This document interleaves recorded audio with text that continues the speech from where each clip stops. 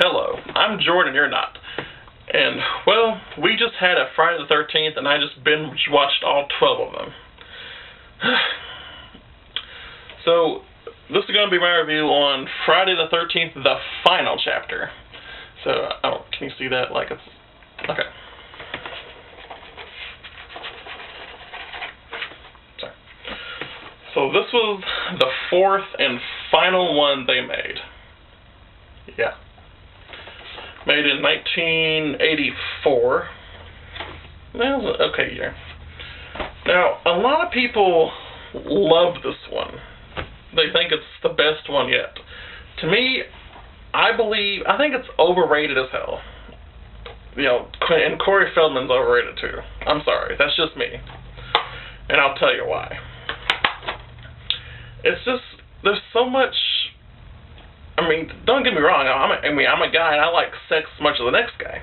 But there's so much sex and boobs and just going on. It's just like, you know, it becomes like a porno movie, you know?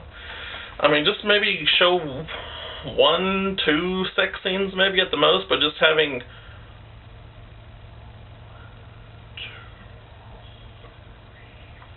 about 4 or 5 sex scenes going on. It just kind of gets repetitive a little bit.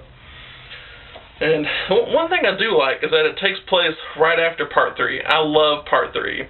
Part 3, 3D, well, it was released 3D. That's, you know, from the, you know, the beginning, you know, the earlier Friday the 13th, that one is definitely one of my favorites, because that's when Jason gets his mask and it becomes, you know, it's just, you know, it's classic. Now, to me, it's, you know, one of those classic slasher movies, just going off into this cabin just for like a weekend or something. Then Jason comes and kills you. I mean, to me, that's where it all started. But then Part 4, the final chapter, does the exact same thing, but it didn't have the same spirit or the same soul. It just felt generic almost. Like they tried to just do the same thing over again. And with Friday the 13th Part 7 also, they kind of do that, but they add in a girl that has telekinesis powers, like Carrie. I love Carrie. Okay, so we start off, it's like a day, it's like that night of when Part 3 ends. It's that night, and then, you know, Jason still has the axe in his head in that barn. And then he goes to the morgue, and that's when the cop from Police Academy, you know, the one that's all clumsy and klutzy and he's there. He's trying to make the move on this nurse lady. They're trying to have sex because that's what people do in these abandoned hospitals, like in Halloween 2. And then that's when, after 12 minutes, Jason finally resurrects, wearing a very different mask from the last movie, even though it's like that night. Okay. Then we go to the next day, which is probably Sunday the 15th or Monday the 16th now, because 2, 3, and 4 all take place back after back of each other, like the Back to the Future trilogy. They all kind of go with each other. The next day we meet the Jarvis family, which is, you know, we meet, you know, Tommy Jarvis, who becomes the main character of Friday the 13th, the final chapter, Part 5, A New Beginning, and Part 6, Jason Lives, which is another one of my favorites. But I've already reviewed that. But maybe I can talk about it a little more. So Tommy Jarvis, his character's pretty cool, but it's just the Corey Feldman. Everyone always talks about how great Corey Feldman is. I mean, he's okay, I guess. You know, I like him in The Goonies, and he's okay, I guess, in this, but just stop talking about him. He's like Daryl from Walking Dead. What's so great about him? Okay, so yeah, he's this little nerd that makes, you know, these cool, awesome-looking, you know, monster masks. So he's basically like Tom Savini, which Tom Savini came back for this one too, because he thought this was going to be the final chapter, which it wasn't. But, you know, he came back because he wanted to kill off Jason, which was his, you know, his character kinda that he sort of created. And then we meet this group of people that's going to come out to a cabin for the weekend. Jason happens to show up. So repetitive. They could have done something a little differently. Just a tiny bit different, but they don't. Why not? You have 12 movies to do something different, but they all do the same formula almost. Almost all of them. Like parts 3 and 4 are the same. Part 5 is different. It takes place at like a place for not mentally challenged kids, or people rehab, or people get kids that are not all there. I don't want to offend anyone. Now part 6, that one's good because it is different, because they have children actually there at Crystal, at the Camp Forest Green, but they call it, it's Camp Crystal Lake, but they rename it to Forest Green.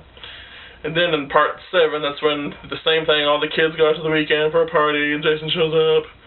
But the telekinetic woman, Tina. Part 8 is good because it's different. And then he's going on this ship, and he's going to Manhattan, to New York. Part 9, whoa. Number 10, he's in space. Okay.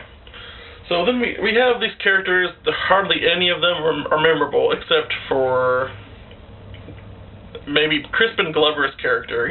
From Crispin Glover from Back to the Future. He plays. Their names are so. This movie is so unmemorable. I don't even really bother to remember their names. All I remember is Ted. His rude buddy that tells Crispin Glover he's a dead fudge because he can't screw right. And so, it's like the whole movie, this Crispin Glover's trying to get with this woman, and he's like, did I do okay? Or, am I okay? Did I fulfill you? Or, it's weird. I stutter a lot, but when trying to make fun of someone that stutters, it's like, it doesn't feel right. It feels funny, like I'm forcing myself to stutter. I don't like that. So some of the kills are okay. Kills a naked girl out in a raft, or someone getting a corkscrew through the face. No, corkscrew to the hand, and then a machete butcher knife to the face. And then there's this other character, Rob. He's supposed to be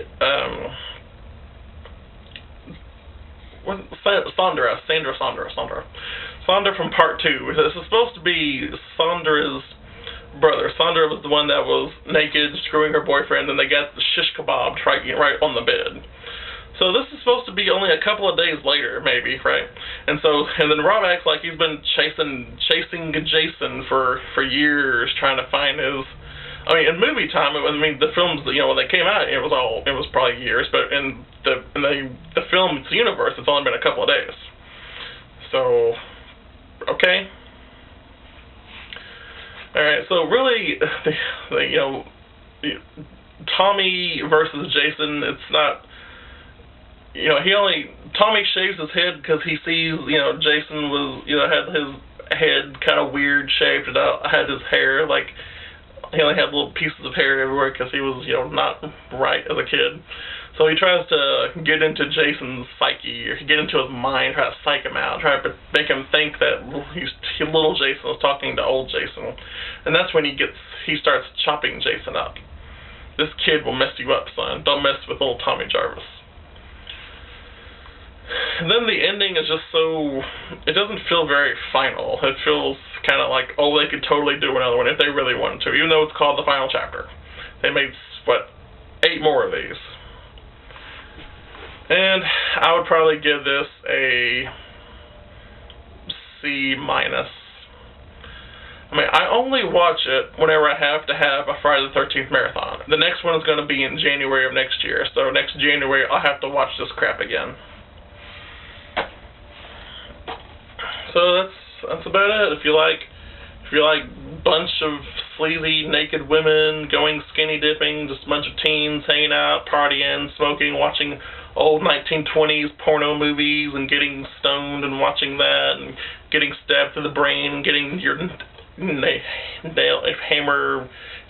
hand nailed with hammers, or whatever. Just you might like it then. If you're a horror fan, I'm sure you've already seen this and you think it's probably one of the greatest movies ever, but I don't. I think it's overrated. That's how I feel. Deal with it.